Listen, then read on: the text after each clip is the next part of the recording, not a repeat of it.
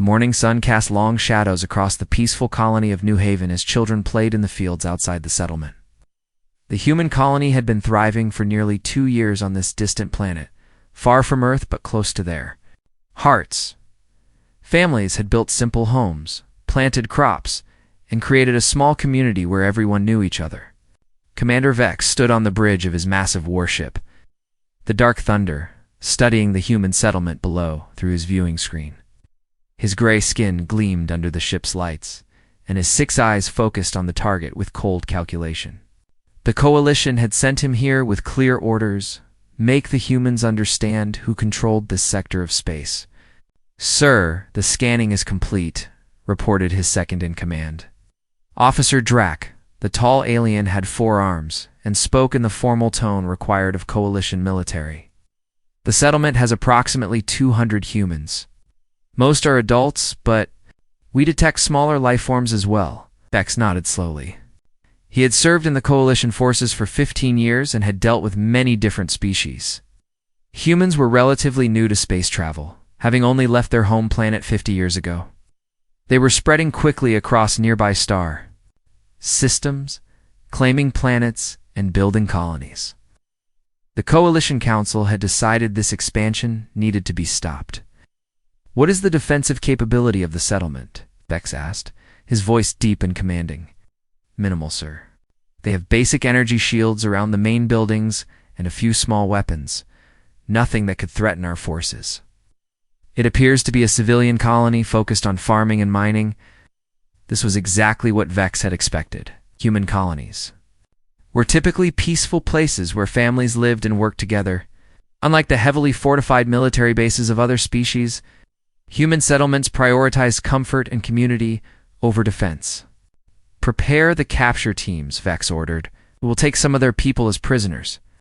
When the humans see that we hold their own, they will quickly agree to leave this sector." Officer Drac activated his communication device. "Attention, all units. Prepare for planetary descent. Mission objective: capture human subjects for negotiation purposes. Use minimal force. We want them alive and unharmed." The plan was simple and had worked many times before with other species. Take a few individuals, hold them safely, and use them as leverage in negotiations.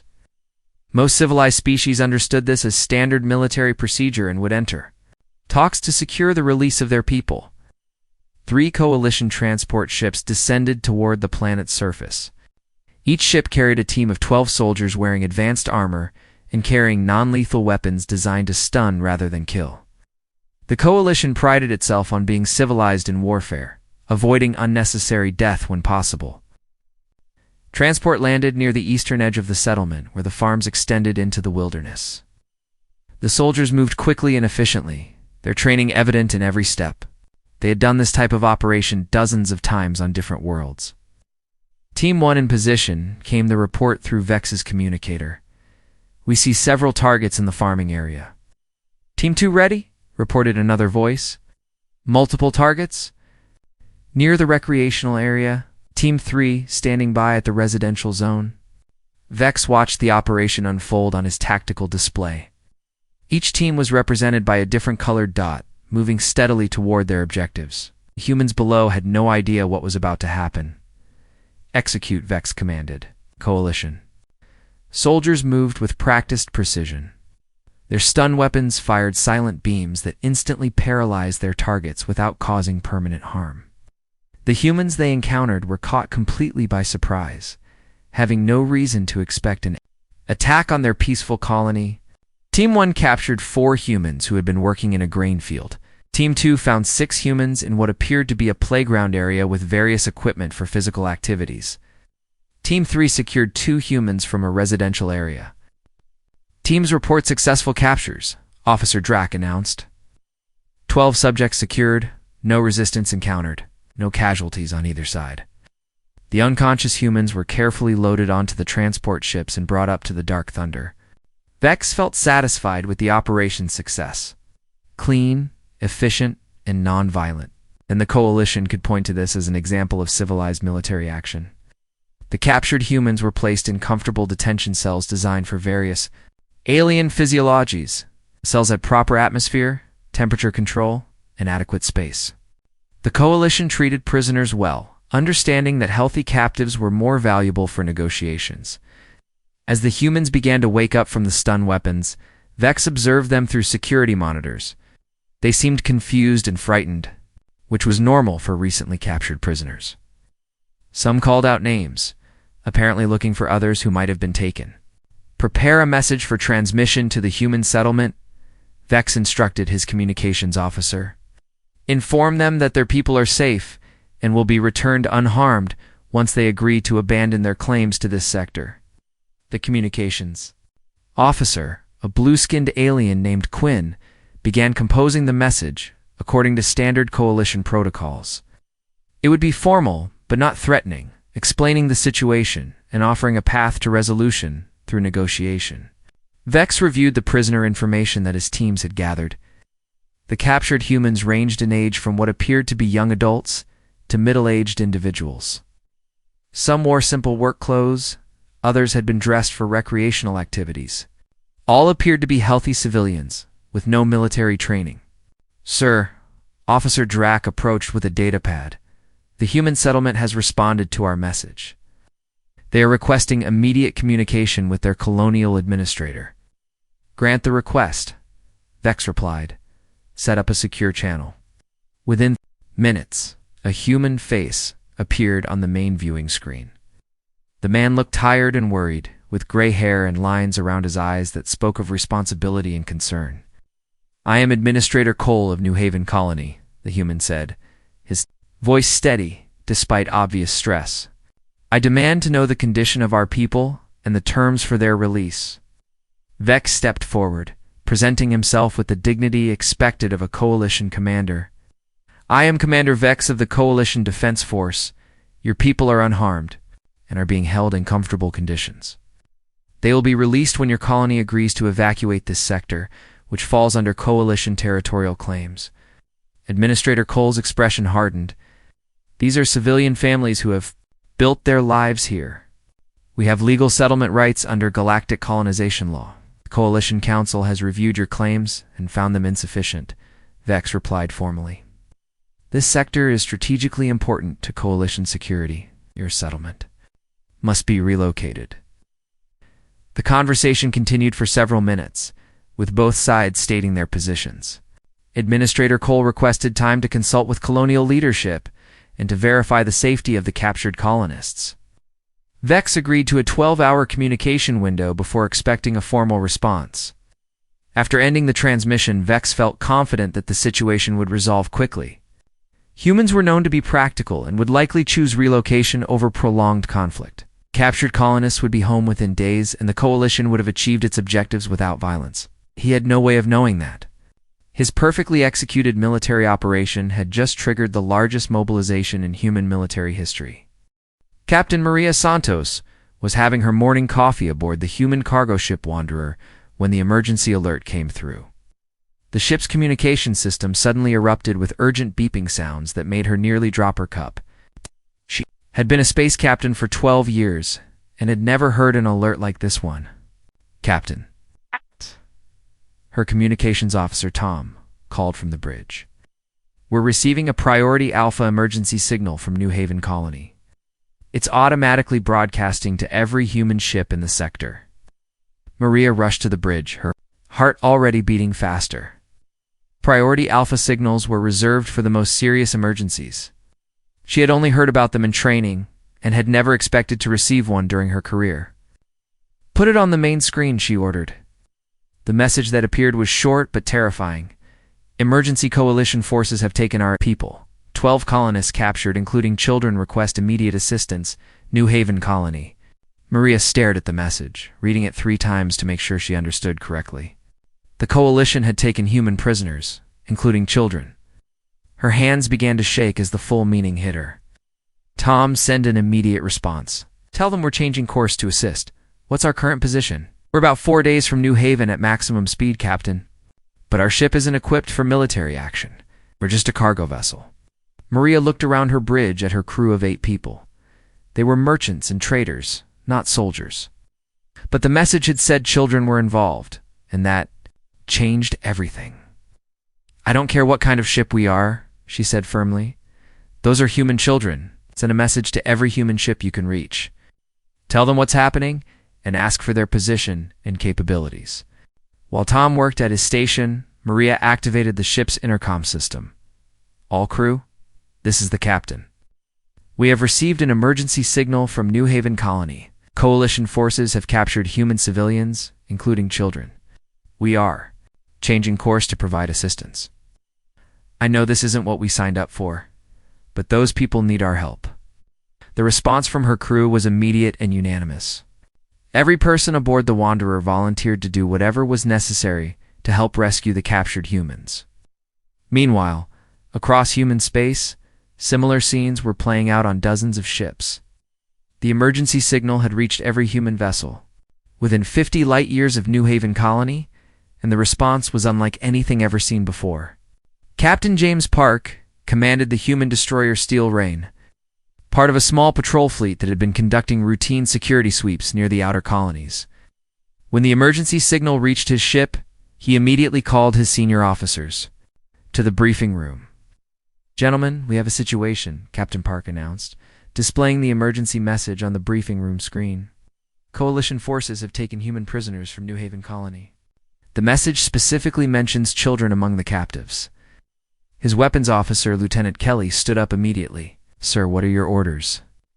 "We're setting course for New Haven at maximum speed. I want all weapon systems checked and ready. Send a message to Admiral Torres at Fleet Command. Tell her we need every available ship to converge on New Haven Colony immediately." "Captain," his navigation officer asked, "shouldn't we wait for official orders from Fleet Command?" Captain Park looked at his officers with absolute certainty. "Lieutenant, when someone takes human children, we don't wait for orders. We act." The Steel Rain wasn't alone in its response. Throughout human space, military vessels began changing course toward New Haven Colony. Patrol ships, destroyers, frigates, and even some of the larger cruisers started moving toward the same destination. Admiral Elizabeth Torres was reviewing supply reports at Fleet Command when her communication officer burst into her office without knocking. "Admiral, we have an emergency situation developing. Multiple ships are reporting course changes toward New Haven Colony in response to a priority alpha signal." Admiral Torres looked up from her reports. "What kind of priority alpha?" "Ma'am, Coalition forces have apparently taken human prisoners from the colony. The reports mention children among the captives." The Admiral felt her blood turn cold. She had been in the military for 25 years and had dealt with many crisis situations, but nothing had prepared her for this moment. "Get me a full status report on every human military vessel in space. I want to know their positions, capabilities, and estimated arrival times at New Haven. Then contact the President and the Defense Minister immediately." "Yes, ma'am." "Admiral, we're also receiving messages from civilian ships requesting permission to assist cargo vessels, passenger ships, even some mining ships are asking to join the response."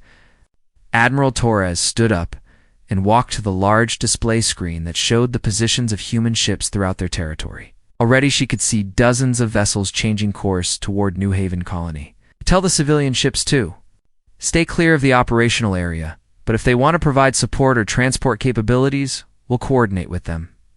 This is now a military operation under my direct command." Within hours, the response grew beyond anything anyone had imagined. The human military had never mobilized so quickly or in such numbers for a single operation. Ships that had been scattered across dozens of star systems were all heading toward the same point in space.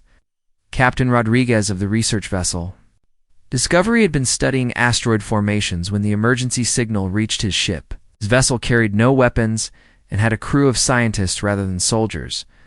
But when he read about the captured children, he knew what he had to do. "All crew to the main lab," he announced over the intercom. "We're converting our research equipment into support gear for a rescue operation." His chief scientist, Dr. Lee, looked confused. "Captain, we're not a military ship. What can we possibly do? We have medical equipment, communication systems, and supplies that might be needed. More importantly, we have human hearts and minds. Those children need every human in space to stand up for them." The Discovery joined the growing fleet of ships heading toward New Haven Colony. Cargo ships dumped their loads to make room for supplies and personnel. Passenger ships offered to carry additional troops. Mining vessels brought their heavy equipment in case it was needed. As reports came in from across human space, a clear picture emerged. This wasn't just a military response, it was a species-wide mobilization. Every human who could contribute was offering their help. Back at Fleet Command, Admiral Torres watched the situation display with amazement and pride. Over 100 ships were now heading to our New Haven colony, with more joining every hour. "Ma'am," her aide reported, "we're receiving similar mobilization reports from all human colonies. Ships are launching from Earth, Mars, Alpha Centauri, and every major human settlement. It appears that every available vessel is being deployed." Admiral Torres nodded grimly. "Send a message to all ships. Tell them we're organizing the largest rescue operation in human history. And send a priority message to the Coalition Council. Tell them they have made the worst mistake of their existence." Commander Vex stood on the bridge of the Dark Thunder, watching his sensor displays with growing confusion. What had started as a few scattered human ships on his long-range scanners had grown into something he had never seen before in his 15 years of military service. "Officer Druck," he called to his second-in-command, "how many human vessels are we detecting now?" "Acht." Druck checked his instruments carefully before responding.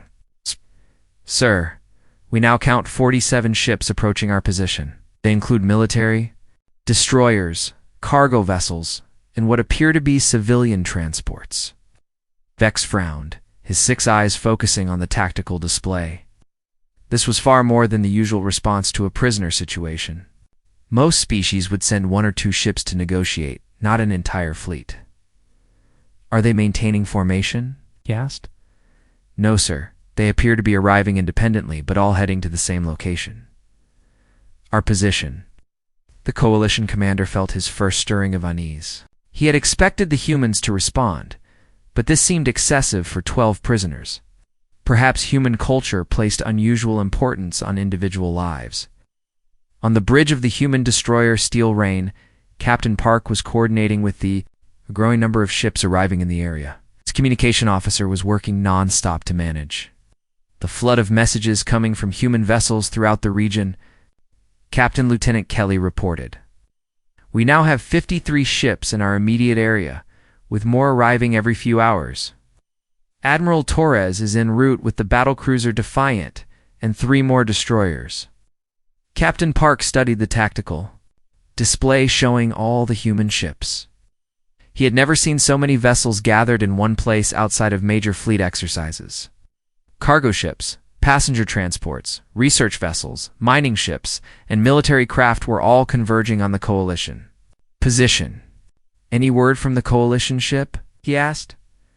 "They've been monitoring our communications but haven't made any attempts to contact us directly. They did send another message to New Haven Colony asking for negotiations. Keep monitoring there." "Position. If they make any move toward the planet or try to leave the system, I want to know immediately." Aboard the Dark Thunder, Commander Vex was beginning to realize that this situation was unlike anything in his experience. His science officer, a thin alien named Rip, approached with a worried expression. "Commander, I've been analyzing the human response pattern. According to our databases, this level of mobilization is unprecedented for a prisoner exchange situation." "What do you mean?" Vex asked. "Sir, our records show that most species typically send diplomatic envoys or small negotiation teams when prisoners are taken. The humans have mobilized what appears to be a significant portion of their space fleet." Vex looked at the sensor displays again. The number of human ships continued to grow, and they were positioning themselves in a loose circle around his vessel. It wasn't quite a military formation, but it was definitely a show of force. "Perhaps they're trying to intimidate us," he suggested. "Humans are known for emotional responses." Meanwhile, on the human cargo ship Wanderer, Captain Santos was coordinating with other civilian vessels to provide support for the military ships. Her crew had spent the last day converting their cargo holds to carry additional supplies and medical equipment.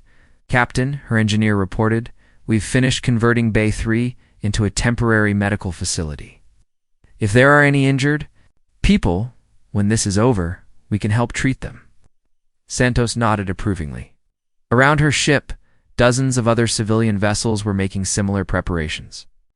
The humans weren't just sending warships, they were preparing for a comprehensive rescue and support operation. Any update on the prisoners? She asked. New Haven Colony reports they received another message from the Coalition ship. The aliens say the prisoners are safe and comfortable, but they're still demanding that the colony evacuate the sector. Santos felt anger rise in her chest. Those bastards took children from their families, and now they want to force everyone to leave their homes. Her sentiment was shared across the human fleet. As word spread about the exact nature of the prisoners, including several young children, the response became even more determined. Back on the Coalition ship, Commander Vex was reviewing intelligence. Reports about human military capabilities. What he read made him increasingly uncomfortable. Officer Drac, according to these files, humans have a reputation for extreme aggression when they're young, are threatened. Yes, sir, several species have noted this in their contact reports. Humans apparently have strong protective instincts regarding their offspring. Vex felt a cold realization creeping over him. Drac, what exactly were the ages of the prisoners we captured?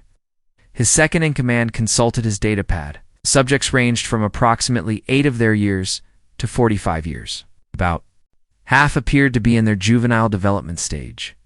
Juvenile development stage, Vex repeated slowly. You mean children? By human biological standards? Several of our prisoners would be considered children. The Coalition commander stood in stunned silence as the full implications hit him. He hadn't just taken human prisoners for negotiation, he had taken human children. And based on what he was seeing on his sensors, the entire human species was responding. Sir, his communications officer called out urgently. We're receiving a transmission from the lead human vessel.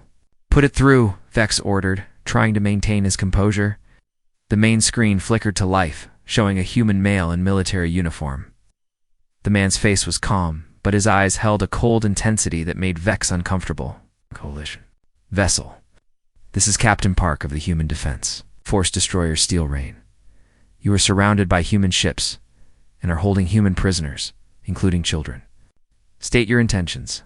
Vex stepped forward, drawing on his military training to project authority. Captain Park, I am Commander Vex of the Coalition Defense Force. We are holding 12 human subjects as part of legitimate territorial negotiations.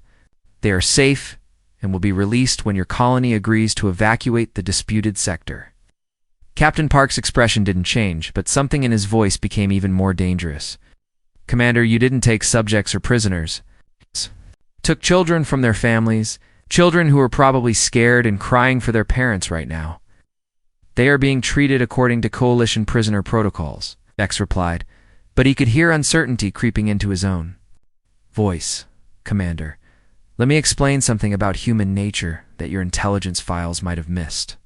We will cross any distance, face any enemy, and pay any price to protect our children. You now have over 60 human ships surrounding you, with more arriving every hour. This number will continue to grow until every human child is safely returned. The transmission ended, leaving Commander Vex staring at a blank screen. Around his ship, the human fleet continued to grow larger and more determined. For the first time in his military career, Commander Vex began to wonder if he had made a terrible mistake. Admiral Torres arrived at the New Haven system aboard her flagship, the battlecruiser Defiant, to find a scene that took her breath away. Over 150 human ships had gathered in a massive formation around the single Coalition vessel. She had never seen so many human ships in one place, and they were still arriving. Communications, get me a full fleet status report, she ordered as soon as she reached the bridge. Our communications officer, Commander Blake, looked up from his station with amazement in his voice. Admiral, we now have 163 human vessels in the immediate area. Military ships, cargo haulers, passenger transports, research vessels, mining ships, and even some private yachts. They're coming from every human colony and outpost within 200 light years. Admiral Torres studied the tactical display. The ships formed a loose sphere around the coalition vessel, maintaining enough distance to avoid being threatening while making it clear that the alien ship was completely surrounded. Any attempts by the coalition ship to leave or communicate with outside forces? No, ma'am. They've remained in the same position since this started. Their only communications have been with New Haven Colony and Captain Park's ship. The Admiral opened a channel to Captain Park aboard the Steel Rain. Captain, this is Admiral Torres. I'm taking command of the operation. What's the current status? Captain Park's face appeared on the main screen, showing the strain of the last few days. Admiral, the coalition commander seems to be realizing the seriousness of his situation. He's made several requests to speak with our senior command, but we've maintained that he must release the prisoners first. Good work, Captain. I want you to arrange a direct communication with the coalition commander. It's time we had a serious conversation. Meanwhile, aboard the Dark Thunder, Commander Vex was facing a crisis unlike any in his military career. His bridge crew was visibly nervous as the count of human ships continued to rise with each passing hour. Sir, Officer Drack reported with a trembling voice. Our long-range sensors now detect over 160 human vessels. More ships are still arriving from all directions. Vex stared at the tactical display in disbelief. The human fleet now outnumbered his single ship by more than 150 to 1. This wasn't just a rescue operation, it was the largest military mobilization he had ever witnessed. What's the status of our prisoners? He asked. They remain in Detention Base 7, sir. The human children have been crying frequently and asking for their parents. The adults have been trying to comfort them. The mention of crying children sent a chill through Vex's 3 hearts. He had served in many military operations, but he had never been responsible for making children cry. The weight of his decision was becoming unbearable. His science officer, Rip, approached with a datapad. Commander, I've been analyzing human military history and cultural patterns. Sir, what we've done by taking their children is considered one of the most serious crimes in human society, explained Vex ordered, though he wasn't sure he wanted to hear the answer. Humans have something they call parental instinct, sir. It's a biological and emotional drive to protect their offspring. That's stronger than their own survival instinct. Taking human children isn't just a military action to them. It's an attack on their most fundamental values. Before Vex could respond, his communications officer interrupted. Oh, sir. We're receiving a priority transmission from the human fleet. They're requesting immediate communication with you. Put it through, Vex said, trying to prepare himself for what was coming. The main screen activated, showing a human female in military uniform. Her expression was controlled, but Vex could see cold fury in her eyes that made him step back involuntarily. Commander Vex, I am Admiral Torres of the Human Defense Force. I am now in command of this operation. Vex tried to project military authority despite his growing fear. Admiral Torres, I am prepared to negotiate the release of our prisoners. According to standard coalition protocols, Commander Admiral Torres said, her voice deadly quiet, there will be no negotiations. You have committed an act that humans consider unforgivable. You have taken our children from their families. They are prisoners of war, taken according to accepted military practices, Vex replied, but his voice lacked conviction. Admiral Torres leaned forward, and when she spoke, her words carried the weight of an entire species' anger. Commander, let me make something very clear to you.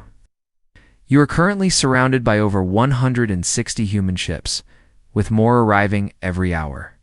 Every human in space has dropped whatever they were doing to come here. Do you know why? Vex remained silent, afraid to answer. Because you took our children, the Admiral continued. Not soldiers, not negotiators, not diplomats, children. And there is no force in this galaxy that will prevent us from getting them back. The transmission paused as Admiral Torres consulted with someone off-screen.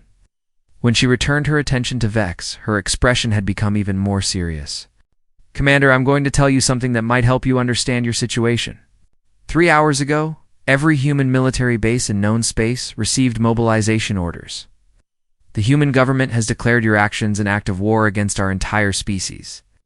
We now have over 400 ships en route to this location. Vex felt his legs go weak. 400 ships.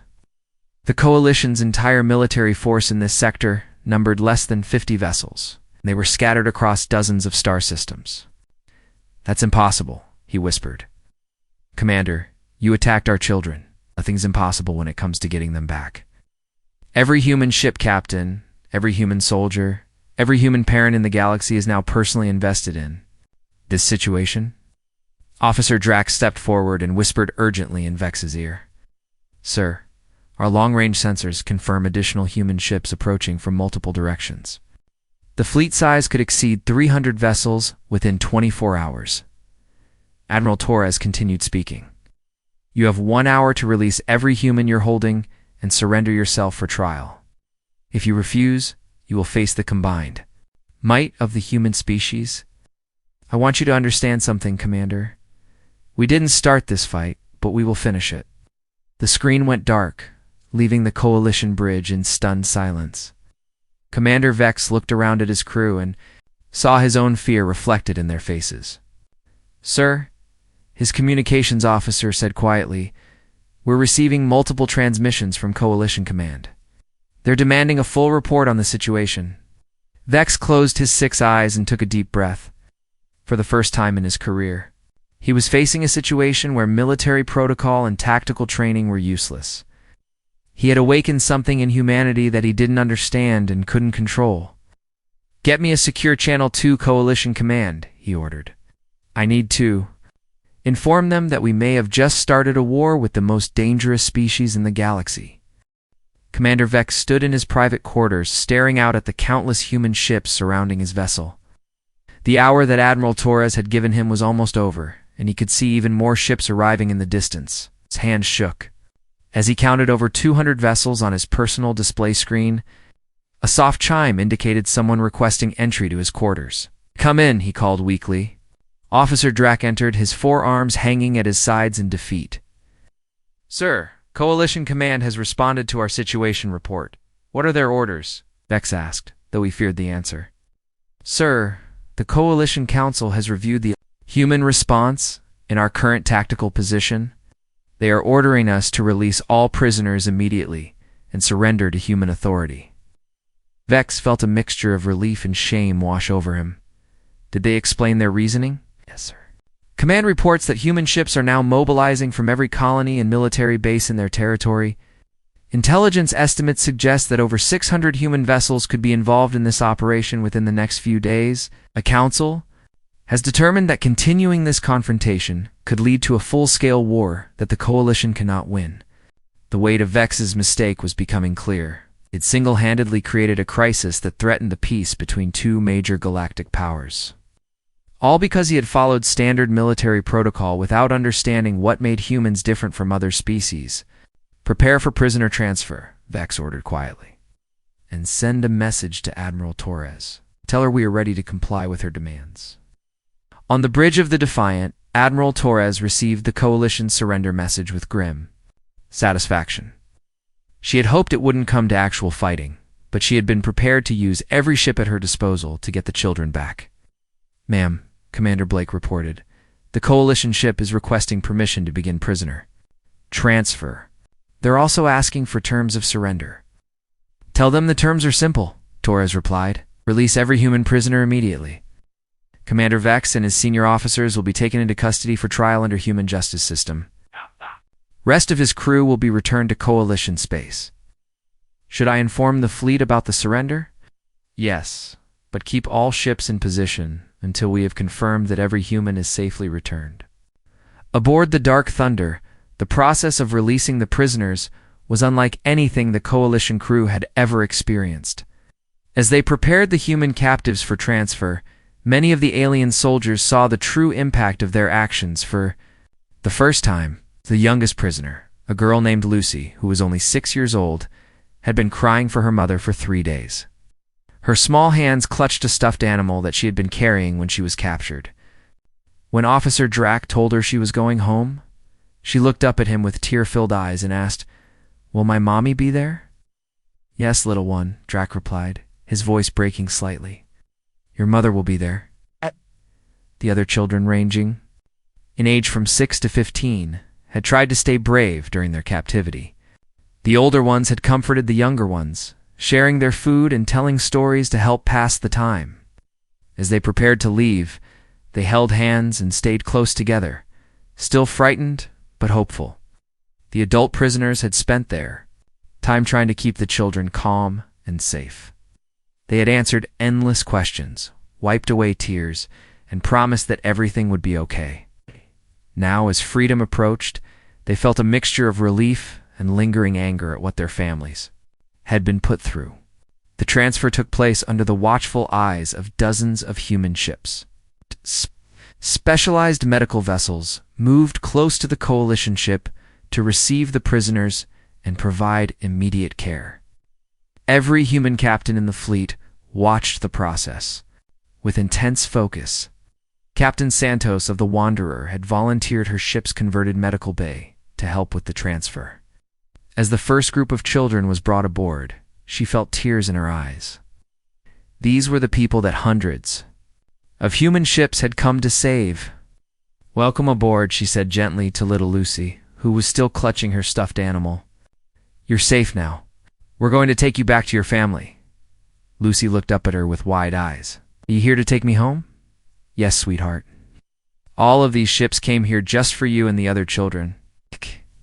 We're all going to make sure you get home safely."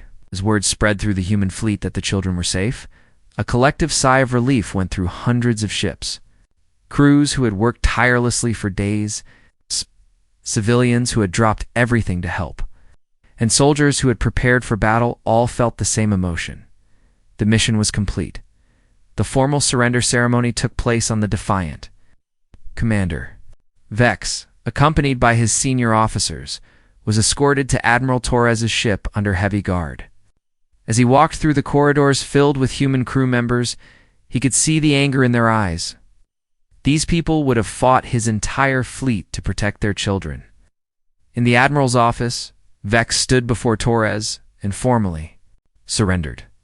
"Admiral, I present myself and my officers for human justice. I accept full responsibility for the actions that led to this crisis."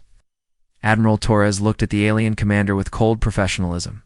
"Commander Vex, you will be transported to Earth for trial on charges of kidnapping, unlawful imprisonment, and crimes against humanity. Do you understand these charges?" "I understand, Admiral. Also understand that I've learned something about humanity that I will never forget." "And what is that?" Vex met her eyes directly.